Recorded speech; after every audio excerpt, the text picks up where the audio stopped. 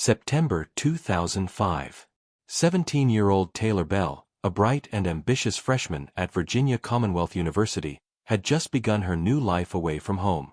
She had dreams of making her mark on the world, an excited young woman stepping into the unknown. She was a social butterfly, quick to make friends and eager to explore the opportunities life had to offer. Taylor was ready for her new adventure in college, full of hope and excitement. But what was supposed to be the beginning of a bright future took a devastating turn. Within just days of settling into her dorm room, Taylor Behl vanished without a trace. Her friends, family, and the entire campus were left in shock and disbelief. What happened to Taylor? Where did she go? The search began immediately, and it wasn't long before the news of her disappearance spread. As days passed, anxiety and fear began to settle in. The police scoured the city, but all they found was Taylor's car, abandoned just a mile away from campus, with no sign of her. With every new lead, more questions arose. Was Taylor taken against her will? Or had something more sinister occurred? As the investigation deepened, police turned their attention to Benjamin Foley, a 38-year-old photographer who had become acquainted with Taylor online. He was one of the last people to see her alive. Foley's strange behavior and conflicting stories only fueled the investigation. And as the truth began to emerge, it was far darker and more chilling than anyone could have ever imagined. In the next few moments, we'll uncover the disturbing truth behind Taylor Behl's disappearance, the man who was hiding the darkest secrets, and the shocking revelations that would forever change the lives of those involved. Taylor Marie Behl was born on January 24, 1988, in Vienna, Virginia.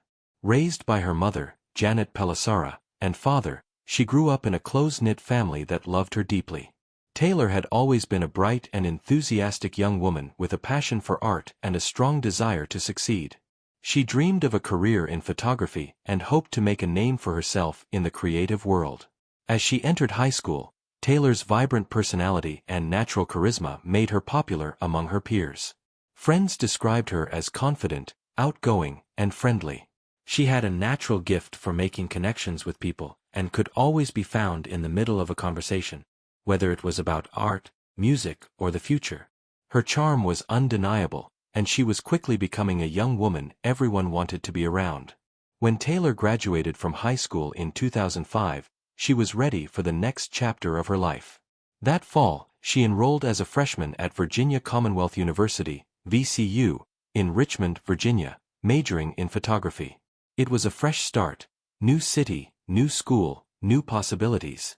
Taylor was eager to leave her childhood behind and fully embrace her independence. Her family supported her decision, excited to see her embark on what they hoped would be a bright future. In the weeks leading up to her disappearance, Taylor had quickly settled into life at VCU.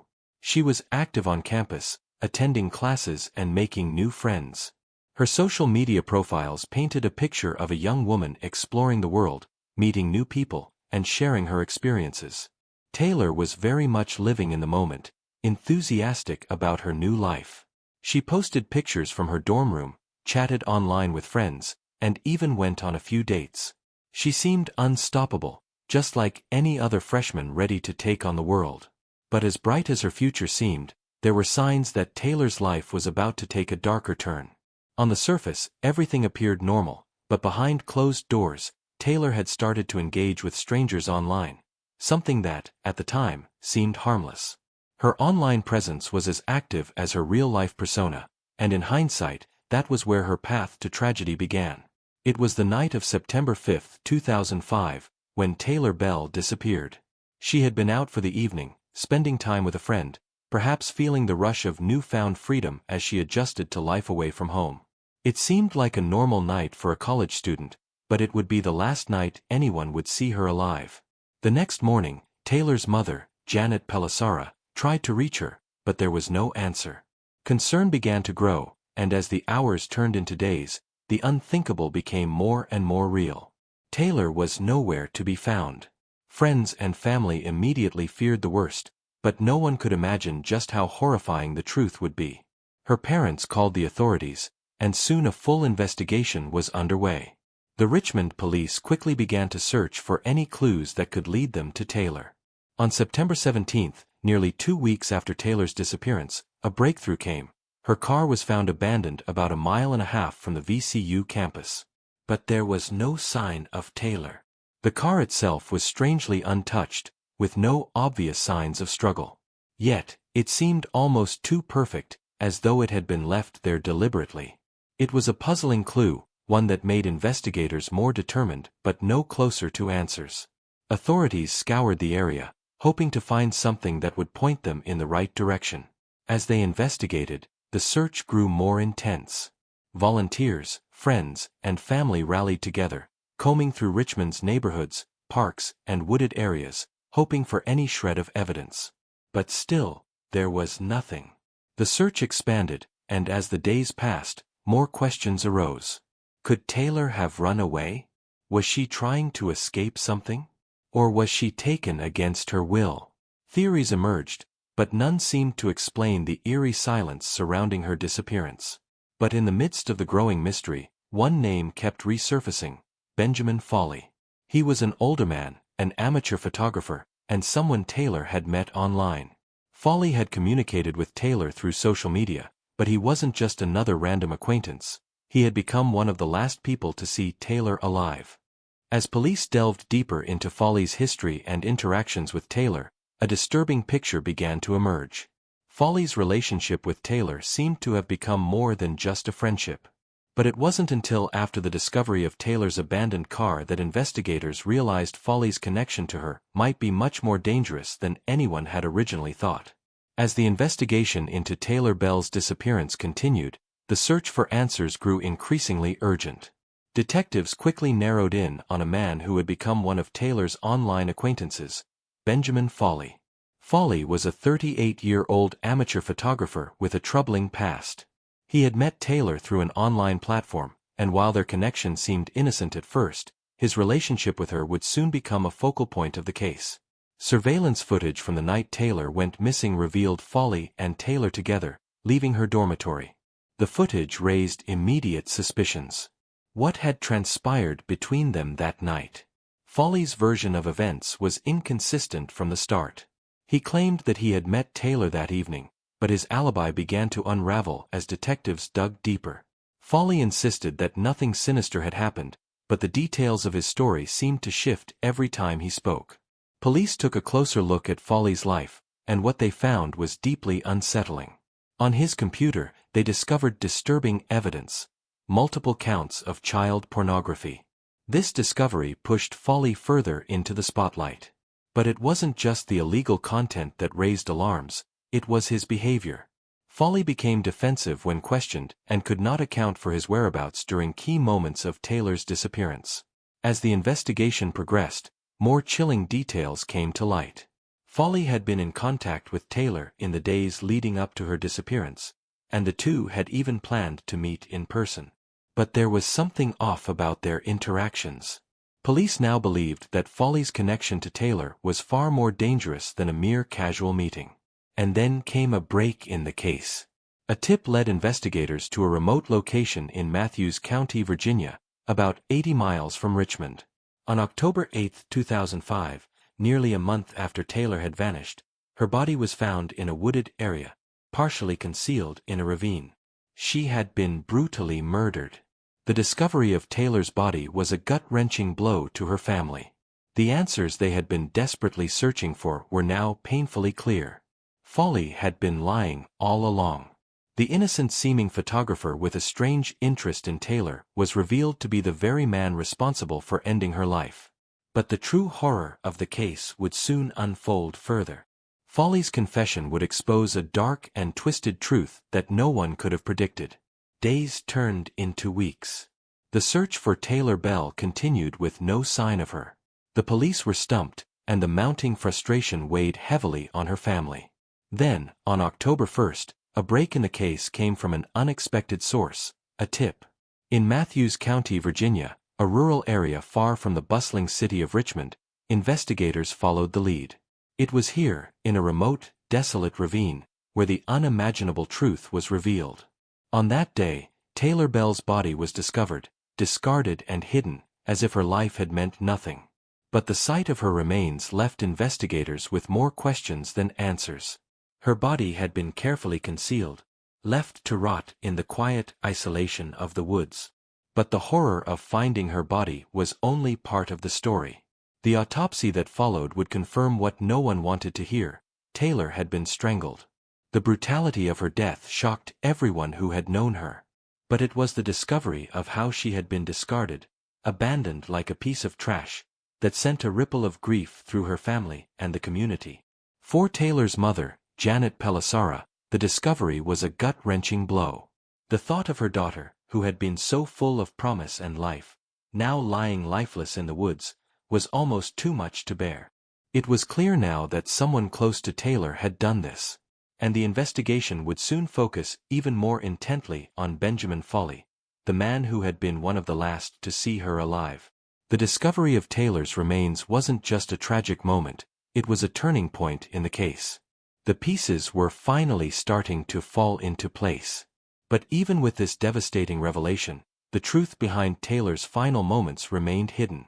What had happened to her in the hours before her death?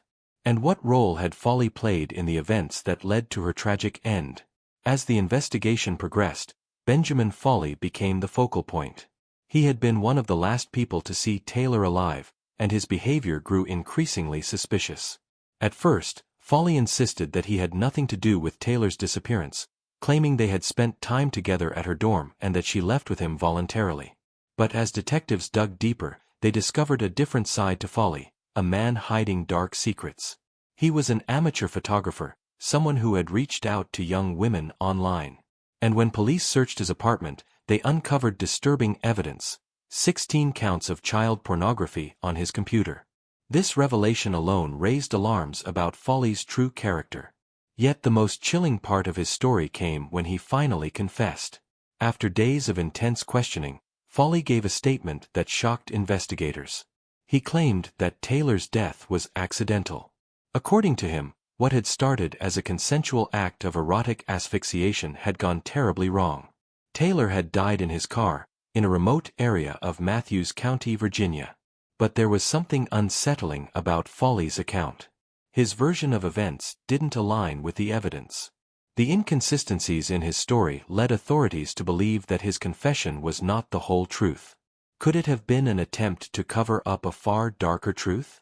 And what had driven him to lie about the circumstances surrounding her death? Foley's actions weren't just about hiding the truth. They were a deliberate attempt to escape accountability. The fact that he had dumped Taylor's body in a rural ditch only deepened the horror of the situation. This was no accident. This was the cold, calculated behavior of a man who feared facing the consequences of his actions. In August 2006, after months of legal proceedings and the mounting pressure of the investigation, Foley chose to accept a plea deal. Instead of facing a lengthy trial, he pleaded guilty to second-degree murder. This plea spared him from the potential of a life sentence, but it did not absolve him of the crime he committed. The plea bargain resulted in a 30-year prison sentence.